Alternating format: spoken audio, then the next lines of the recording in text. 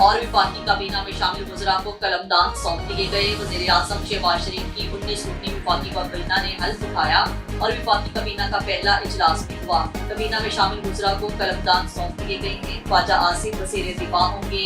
اس کے علاوہ دفاعی پیداوار اور ہیوی ایویشن کا اضافی چارج بھی ان کے پاس ہوگا۔ کیسر احمد شیخ کو وزارت میری ٹائم افیئرز اور ریاض پیرزادہ کو وزارت ہاؤسنگ اینڈ ورکس دی گئی ہے۔ اسحاق ڈار وزیر خارجہ ہوں گے، جبکہ احسن اقبال وزیر منصوبہ بندی اور ترقی، عبدالعلیم خان وزیر پیشکاری، جام کمال خان وزیر تجارت اور اویس احمد خان لغاری کو وزیر ریلوے مقرر کیا گیا ہے۔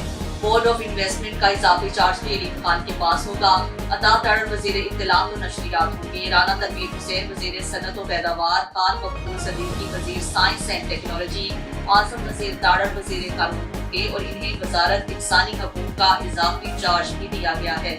مصدق ملک وزیر پیٹرولیم ہوں گے۔ وزارت پاور کا اضافی چارج بھی ان کے پاس ہوگا۔